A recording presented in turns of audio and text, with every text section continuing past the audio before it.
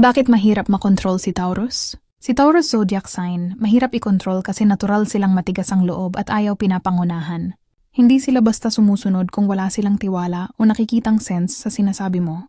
Kapag may desisyon na sila, sobrang hirap baguhin dahil fixed sign sila. Ibig sabihin once committed na, paninindigan nila hanggang dulo. Mahilig din ang Taurus sa stability at comfort. Kaya kapag may gustong gumulo sa rutina nila, automatic silang lalaban o magre-resist. Ayaw nila sa pressure, manipulation, or utos-utos. Mas gusto nila sariling pacing at sariling paraan. Tahimik sila minsan, pero huwag maliitin. Kapag napuno, sobrang tigas at walang makakapigil. Sa madaling salita, mahirap ikontrol si Taurus dahil gusto nilang sila ang may hawak sa buhay nila at hindi sila nagpapadala basta-basta. Hindi sila explosive agad, pero once na mawalan ng pasensya, para silang pader na hindi mo matitinag.